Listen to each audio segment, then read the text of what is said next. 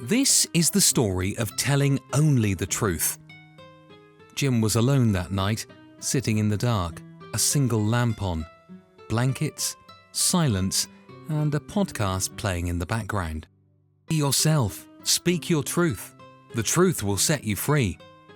He'd heard it 100 times before, but tonight it sank in, and he made a decision.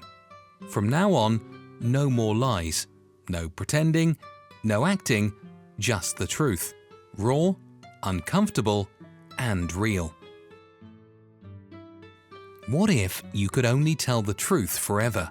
No white lies, no sugarcoating, no I'm fine when you're clearly not. Every word, every sentence, every moment, brutally honest. Imagine living like that. Now picture this. You've applied for hundreds of jobs. One day your phone rings. Hi, is this Mr. Jim? Yes, I'm Mr. Jim. We received your CV and cover letter. Would you mind if I ask a few questions? Sure, you say. Can you do X? No, you reply. I can't do that. I don't have the skill. I have others, but not that particular one. Mr. Jim, your CV says you can do it. And then the truth spills out. Yeah, you admit, I have no idea what ChatGPT wrote. I copied your job description and said, write me a cover letter. That's it. Why should I waste my precious time writing some fake excited letter to every single company? You want me to say I'm thrilled to work in a warehouse? Thrilled? Come on. Have you ever met a child who said, Mum, when I grow up I want to work in a warehouse? Didn't think so. This is just survival, you continue. I copy, paste the ad, send it to 300 companies a day. It's about odds, not dreams. If I stopped to write a handwritten letter to every one of you, I'd send fewer. That lowers my chances. And to be honest, I don't care about your company, you don't care about me. If someone else comes along who'll take less money, you'll replace me without blinking. You don't care if I have a family, you don't care if I cannot pay my rent, you don't care if I sleep in the road, you don't care if I eat rats, so why should I care what you do, what the company produce or sell? So why pretend this is anything but a transaction? The line goes dead. They didn't hire you. You're standing in line. Groceries on the belt. The cashier scans bags, hands you the receipt. Normally you'd smile and say it. Thank you. But this isn't that world, not anymore. This is a world where you can only speak the truth. So instead, you just nod, take your bags and walk away. Because what are you thanking them for, really? For doing their job? They're not doing you a favor. They're not volunteering their time. They're getting paid. And isn't that the real thank you? The kind that pays the rent, puts food on the table. A thank you that comes every 2 weeks, printed on a payslip. In a world full of polite lies, thank you is just another reflex. But in a world of truth, you realize most of the words we say aren't really for the other person. They're for the silence, to fill it, to soften it, to make it feel normal. Why is the truth so unacceptable? Why do we embrace the lies? Why as a society have we built this platform, a culture of deception, a communication of falsehoods? Because lies conceal the truth. But why hide the truth? To avoid pain. Why does the truth hurt? Because it exposes imperfection. Why does imperfection sting? Because it reveals our shortcomings. Why do our shortcomings wound us? Because they highlight our inefficiencies. Why does inefficiency cause pain? Because it suggests we are dispensable. Why does being dispensable hurt? Because it challenges our sense of purpose. Not being needed questions our very existence. Not needed means extinction. In a world where truth is a threat, lies become our refuge. But at what cost? Is comfort worth the price of our authenticity? Is safety worth the sacrifice of our truth? Think about it. Who is it? Oh, it's Ben. Hello, Ben. Hey, Jim. How are you, old man? You up for a drink tonight, buddy? But today, Jim could only speak the truth. That was his rule. I'm sorry, Ben. I don't want to go. We just met 3 days ago, and I'm pretty sure nothing new has happened in your life. You live the same routine, and honestly, your life's kinda boring.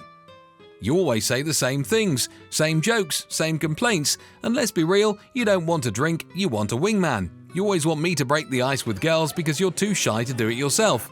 You're in your 30s, working minimum wage, no assets to your name, you're short, and we both know you've been struggling with women for years.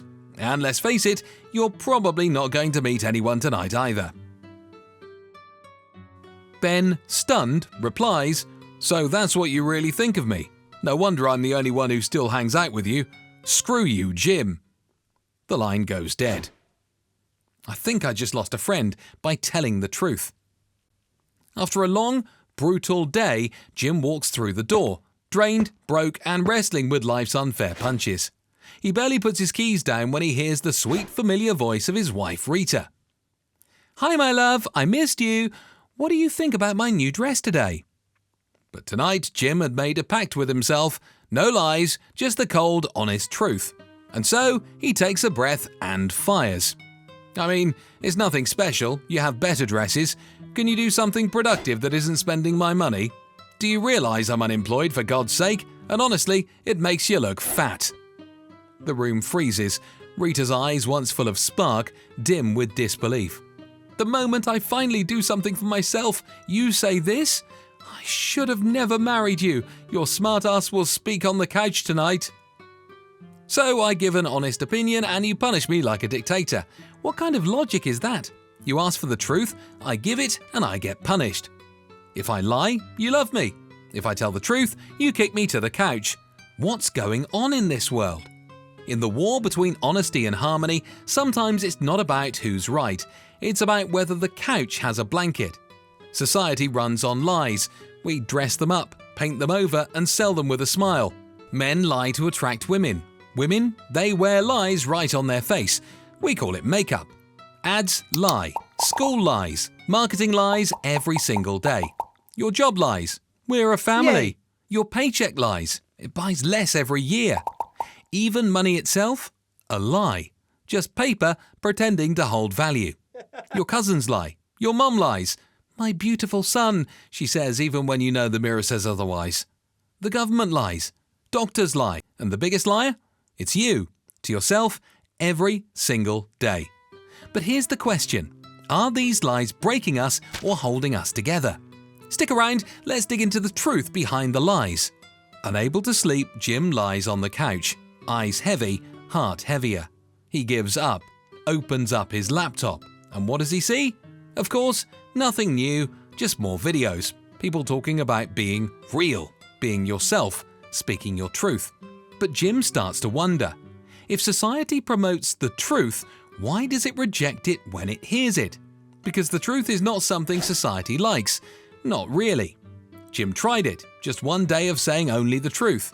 He got rejected from a job, got insulted, lost a friend, his wife left him on that same couch. Society reacted badly to the truth. Jim felt lost, asking himself why doesn't society accept his truth? Then he remembered his ex-CEO Rob. Rob always spoke the truth in meetings. Clear, blunt, direct. But no one got offended. People listened. They nodded. They smiled. That's when Jim understood. It wasn't just about saying the truth. Rob could speak the truth because he owned it.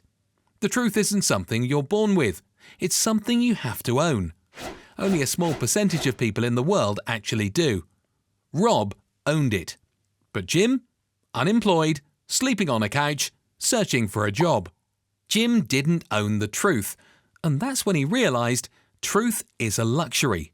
Just like gold, just like property, and just like any asset, truth has its benefits.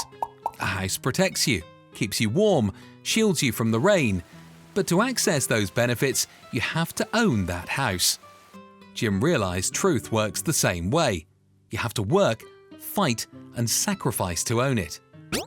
The lie and the truth aren't opposites. They're part of the same journey. The world rejected Jim's truth because he didn't own it. How can you offer a house when you don't own one? How can you speak the truth when it's not yours yet? So Jim asked himself, how do you own the truth? And he understood. To own the truth, you have to lie. Have to use the lie to say what you don't want to say in interviews, Smile at people you don't like. Work extra hours even when you're tired. Give compliments to bosses you don't respect. Climb and climb until you reach a place where the truth becomes yours to speak. He realized the lie is flexible. It bends, it serves, but the truth is solid, unchanging, like a house with deep foundations. Jim understood. You must first use the lie to own the truth.